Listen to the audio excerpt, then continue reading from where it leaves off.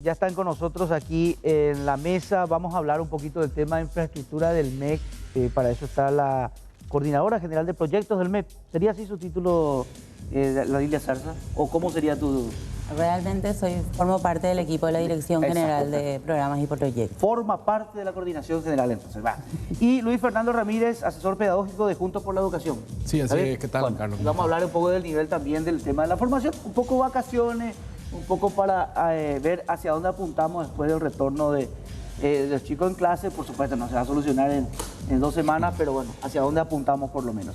Pero tenemos un montón de mensajes, voy a ir nomás al tema anterior un ratito, porque cuando tiramos el tema Marangatú y el tema de que entramos a pagar nuestros impuestos y consultamos, empezaron los mensajes, Rolando, ¿verdad? Claro, dice para sacar cumplimiento tributario, el sistema muchas veces no funciona, dice.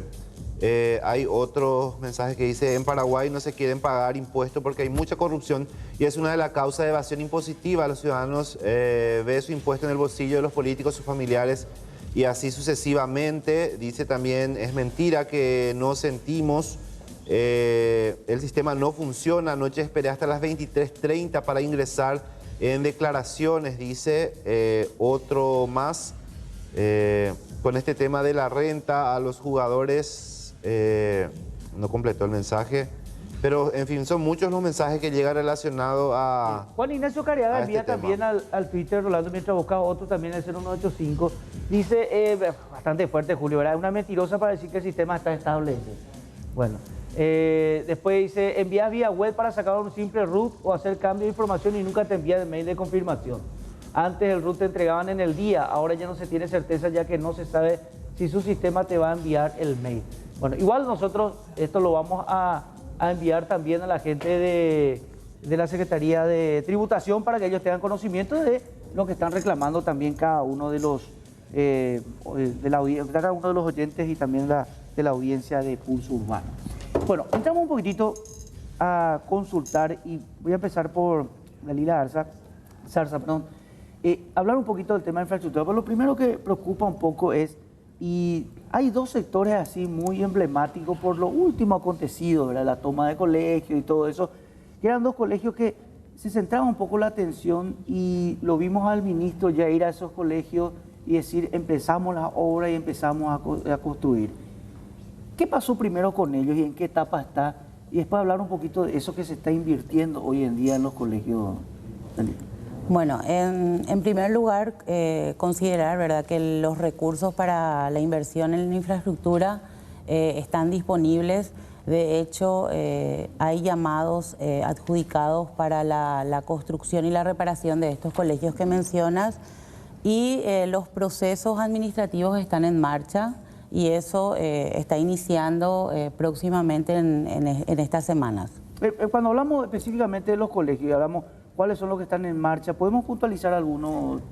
En realidad hay varios, ¿verdad? El Colegio Nuestra Señora de la Asunción, ¿Eso por cómo ejemplo. está, por ejemplo, hoy? El Colegio Nuestra Señora de la Asunción tiene una adjudicación y se firmó contrato y está en inicio ya las obras de reparación. ¿Y eso, hay un cálculo de cuándo termina eso? Sí, cada obra tiene un cronograma específico y la duración de este contrato es de 90 días. O sea, ¿de aquí a 90 días o ya estamos llegando a los 90 días? No, empezó recién, de aquí a 90 días. De 90 días. ¿El otro colegio era? Está el Colegio también Nacional de la Capital, sí, y también el Colegio Nacional de Lambaré. ¿Y eso en qué etapa está? El Colegio Nacional de Lambaré está culminando las obras en un mes aproximadamente y el Colegio Nacional de la Capital también está en una etapa muy incipiente de inicio de obras. Hoy en día hay una necesidad muy grande con el tema de la infraestructura, ¿verdad? Y siempre se habla de quién tiene la culpa de esto, ¿verdad?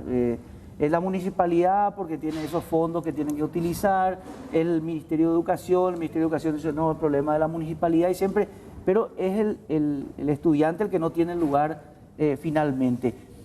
Digamos que hoy, cuando hablamos nosotros de infraestructura y hablamos del avance que se va a tener, ¿cómo hacen ustedes una evaluación de la cantidad de colegios que se necesita en este momento reparar? Bueno, antes que nada, realmente actualmente el escenario es de una corresponsabilidad entre el nivel central del ministerio y también los municipios y las gobernaciones, porque desde la promulgación de la ley del FONACIDE los recursos son transferidos a los gobiernos departamentales y municipales. Existe la microplanificación educativa, que es un mecanismo que nos permite identificar los requerimientos de los establecimientos escolares.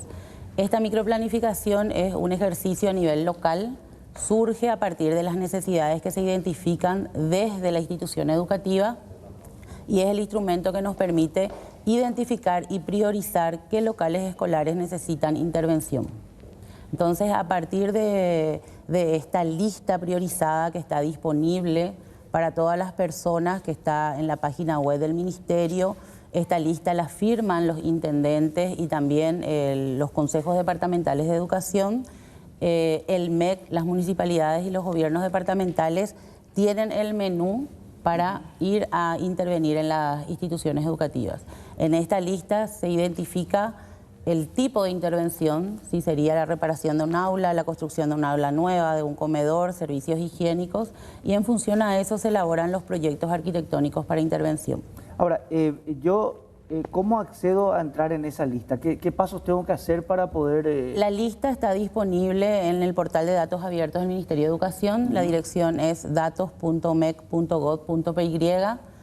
El conjunto de dataset es el dataset número 16 y están los datos históricos de esta microplanificación desde el 2007 hasta el 2015. Eso para saber qué se está haciendo, ¿verdad? Pero yo pregunto, si yo quiero que mi colegio, yo veo que la infraestructura está, tiene que trabajarse sobre eso, ¿cómo hago para poder tener esa opción de entrar dentro de los proyectos? También existe un aplicativo que se llama Contralor FONACIDE, donde está desarrollado principalmente para la ciudadanía, para los estudiantes, para una auditoría social de estas obras.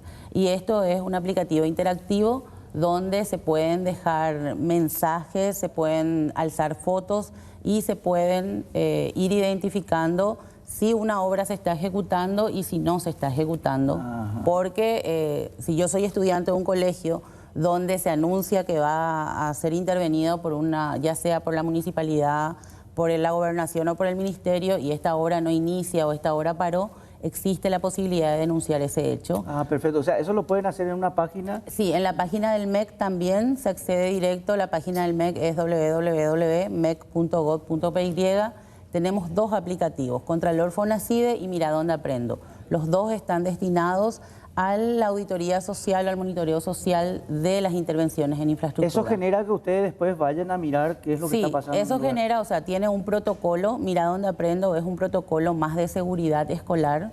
Entonces, esto pasa por un filtro del Departamento de Infraestructura. Se clasifican las instituciones en alerta roja, naranja y amarilla, y personal especializado visita esa institución para identificar los posibles problemas de seguridad, ¿verdad? En muchas ocasiones la resolución es que se clausure el aula o el bloque y entonces se ven los mecanismos para reparar esa situación. Bueno, evidentemente el tema de infraestructura es algo sumamente importante. Si uno no tiene una buena infraestructura tampoco puede desarrollar buena educación, no puede enseñar bien y tampoco alguien puede recibir bien esa educación. Pero también hay algo que preocupa un poco, que es el nivel de los educadores hoy en día, ¿verdad? Y creo que de alguna manera dentro de todo ese proceso, Juntos por la Educación, inclusive la última presentación que se ha hecho, ha demostrado de que ese nivel hoy en algunas zonas del país es preocupante. Es así, Carlos. Nosotros creemos que el factor crítico, y no solo nosotros, todos los estudios indican que el factor crítico del desarrollo en la educación es el docente. El docente, y hoy estamos nosotros hablando con el Ministerio de Educación y con el ministro Riera de un programa de dignificación social del docente. ¿Por qué? Porque el docente es el factor clave en el proceso educativo. Entonces, lo primero que tenemos que pensar, y quizás lo último que viene desarrollándose, es un proyecto y un plan para la formación, para la capacitación y para el desarrollo del docente. ¿Por qué? Fíjate qué ocurre, Carlos, que cuando un docente es muy bueno, no crece remunerativamente. ¿Por qué? Y porque si él va a crecer, tiene que salir del aula. Entonces, en la carrera docente tal cual como está diseñada hoy, los buenos docentes para ganar más dejan el aula. Entonces, la educación pierde. Tenemos que revisar esos mecanismos. O sea, ¿qué significa salir del aula? Para ganar más tiene que ocupar otro cargo, entonces tiene que ser director. Y entonces, ¿qué ocurre? Un buen profesor no siempre es un buen director. Es decir, tenemos que repensar el concepto de la carrera docente. No es suficiente que estudien y que aprendan, es muy necesario, pero también es necesario que tengan una carrera, que al docente que enseña bien, que el docente que hace bien su trabajo pueda crecer económicamente dentro del aula, no fuera del aula. Ese es un factor clave que tenemos que hablar con los docentes, que tenemos que hablar con toda la sociedad y entender que ese es el factor crítico para el desarrollo. Porque si no, ¿por qué por el tema de los niveles salariales, por las horas cátedra? ¿Por qué no puede ganar más en aula el docente? Porque hoy el sistema está estructurado para que solamente la variable para ganar más sea el paso del tiempo, en primer lugar. Y en segundo lugar, con unos sistemas muy complejos y muy complicados de acreditación y que no permiten que podamos identificar las buenas prácticas, los buenos docentes. No existe un mecanismo permanente y constante de evaluación. Entonces, como esos mecanismos no están instalados, prácticamente se reduce a que un profesor pueda tener mucho tiempo trabajando en su gestión para poder ganar más. Y como el sistema también está colapsado, porque hay una cantidad de docentes ya que colman el sistema. O sea, ¿hay más docentes de lo necesario? En parte sí, en algunos lugares sí. Sí, ¿por qué? Pero atendés, muy simple, Carlos. De lo rural vienen a la ciudad. Esos chicos, las familias vienen con sus hijos. Esos hijos dejan las aulas vacías. Entonces vos te vas en el interior y encontrás escuelas enteras con 10 alumnos y a lo mejor 40 profesores. Pero ¿qué pasó? Ese es el problema de la migración, digamos, de la gente que viene a la ciudad.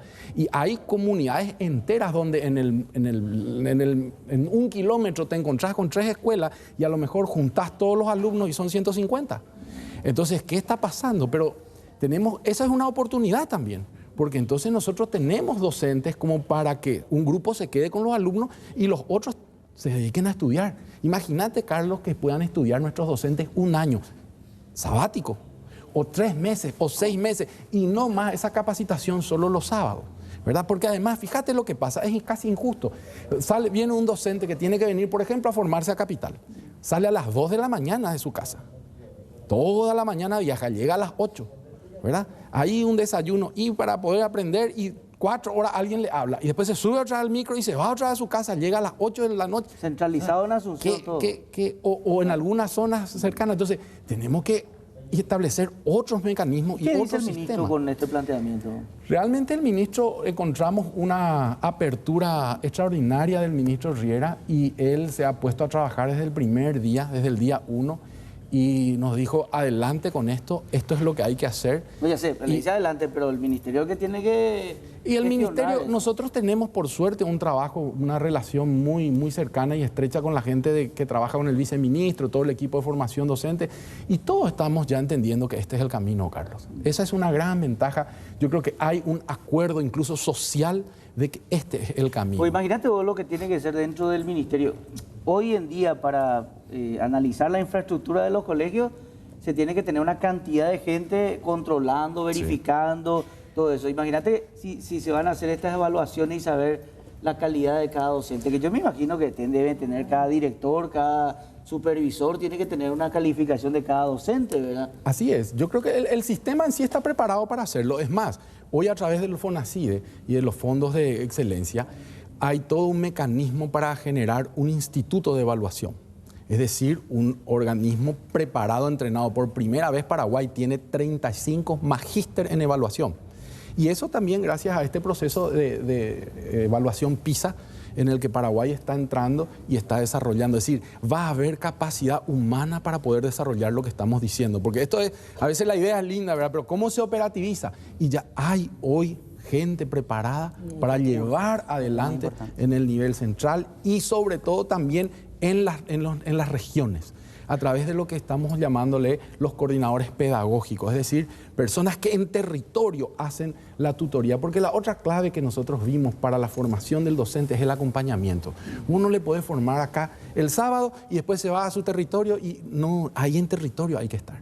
Hay que estar todos los días con el docente o por lo menos visitarle una vez por semana. Entonces, El ministerio tiene la estructura, tiene la gente. Hoy la capacitación, y esto es un proyecto que estamos desarrollando con el ministro Riera, la capacitación va a empezar por esa gente, directores, coordinadores y supervisores, para que todo el equipo que tiene que llevar adelante el seguimiento y la tutoría de los docentes esté entrenado y preparado. Esto se lanza ya en agosto, estamos lanzando el primer grupo de formadores de directores y de los institutos de formación docente, 100 formadores de formadores para desarrollar un programa de educación a distancia que probablemente pueda alcanzar a 4.000 maestros. Increíble, porque uno dice, y pregunto yo, ¿infraestructura incluye, estoy mirando el pizarrón, la tiza, borrador, o solamente la parte edilicia? Hablando un poco de tu proyecto, del departamento de usted. No, en realidad la dotación de infraestructura incluye la provisión de mobiliarios. Y hoy esa es una falencia, ¿no? Sí. De hecho, hay un déficit acumulado, ¿verdad? Hay un déficit histórico en lo que es la infraestructura y la dotación de materiales didácticos en las instituciones educativas, ¿verdad? Pero... ¿En porcentaje cuánto dicen ustedes el déficit? De déficit. Sí. Y en realidad hay como un 30% de locales escolares que necesitan una atención. ¿Principalmente dónde? ¿En el interior o también acá? Y está distribuido en zonas urbanas, también en Central, por ejemplo, hay un déficit, y por supuesto en ciudades del interior. Suena muy lindo lo que ustedes dicen, pero hay veces el docente, más allá de la capacitación que recibe, también es pintor, también es arreglasillas. El docente tiene que comprar la tiza, tiene que sacar piojos, un poco de todo. Ahora hay un cambio de idea de todo lo que es esto por un sueldo mínimo. Es casi multisystem el docente, acá en Asunción como en el interior del país. Sí, es cierto eso, Blanca, realmente pasa así. El docente es un todólogo. A veces el psicólogo, a veces es el que tiene que ir a la casa a atender. Es muy cierto. Hay un proyecto que se llama el profesor o el maestro social, que es entrenar y capacitar a un grupo de docentes para que atienda y cuide específicamente esos puntos, porque son muy importantes. Pero es que todos los docentes se van al principio de año y pintan su aula, pintan su escritorio. Acá lo que dicen es, Sí. el docente hace de todo, pero en el momento, como vos decís, por eso te escuchaba y te preguntaba qué dice el ministro de Educación sobre esto, porque creo que lo oportuno acá es que gane más, ¿verdad? Sí. El que está capacitado, el que es bueno, y el que va, que gane más, ¿verdad? Carlos, entonces, sin duda. Si no, mientras no exista esa valoración del profesor, que no tiene que subir a ser director para ganar Así más, es. sino que siendo docente, aplicado, interesado, todo eso, que pueda tener un nivel económico mayor, es lo importante. Ahora, en ese proceso, ¿en qué etapa están? Bueno, en ese proceso, hoy justamente se está desarrollando la carrera del educador. Es algo que ya para los nuevos docentes, eso va a correr a partir de ahora. La carrera del educador va a ser todo un proceso de desarrollo donde el docente ya va a entrar con un nivel mayor de salario y también su crecimiento va a estar acorde a estas ideas que estamos desarrollando, y la idea es que los docentes ganen más. Hay todo un proyecto también de factibilidad económica de cómo hacerlo, porque a veces, como decir, la idea es linda, pero después cuántos docentes pueden hacerlo. Y también hay que tener en cuenta, hay algunos factores importantes para ese análisis. Primero, hay docentes que se van jubilando y hay docentes, y lo que se van jubilando y los que van entrando ya no tienen proporcionalidad, porque además en el correr de los años las escuelas se van a ir quedando sin alumnos, porque cada vez la tendencia es que existan menos niños a través del bono demográfico y todo eso. Entonces, todo ese estudio de factibilidad y de crecimiento de la población, de crecimiento económico, de la utilización de los recursos está hecho y permite pensar que ese plan es posible. Ahora, el punto va a ser los que ya están en servicio, ¿verdad? Ese es el punto. Ahí está la mayor cantidad de docentes que tenemos que ver la fórmula, ahí tenemos que hablar con los sindicatos, tenemos mucho trabajo que hacer con los docentes. Esto no se puede hacer sin los docentes. Tenemos que hacer con Carlos, los docentes. Claro. ¿Me permitís? Ayer justamente tuvimos un reencuentro a través de las redes sociales con ex alumnos del Colegio Nuestra Señora de la Asunción, promoción 87. Yo hice la primaria justamente ahí en ese colegio. Yo escuchaba 90 días para la reparación del colegio. Pero ¿van a hacer la reparación normal, o porque ese realmente es un rescate histórico, porque es un edificio histórico? ¿Y en qué puede ayudar la ciudadanía para que salir adelante rápido con ese colegio, que es realmente un edificio histórico? Claro, en realidad el contrato es para, hay un bloque que es nuevo y es para culminar esas obras. El Ministerio en este momento, porque la parte de patrimonio histórico es propiedad del Ministerio de Salud. Ese sí va a seguir así. Eso se está trabajando articuladamente.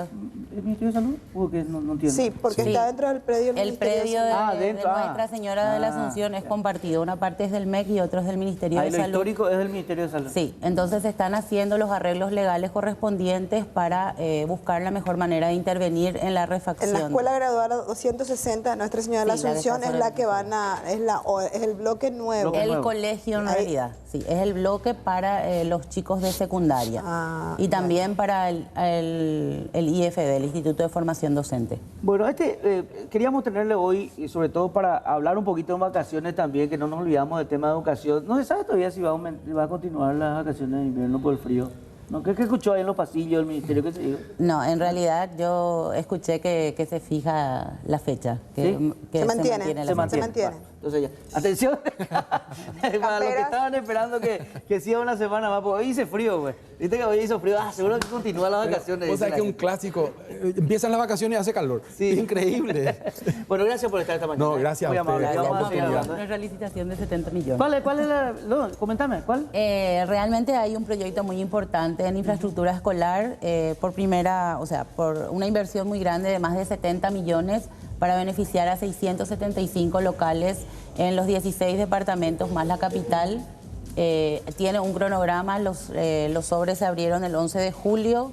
Se espera que en agosto termine la evaluación de estas ofertas y en septiembre inicien las obras. Realmente son intervenciones integrales en 675 colegios de todo el país. ¿Qué tiempo terminarían esto? Eso tiene 9 meses de plazo. 9 Sería meses. para el año que viene. Para el año que viene. Bueno, está ahí, vamos a hablar de eso. Otra vez te vamos a convocar de vuelta para hablar un poquito ya cuando estemos en ese proceso sobre todo. Ya son las 10 de la mañana.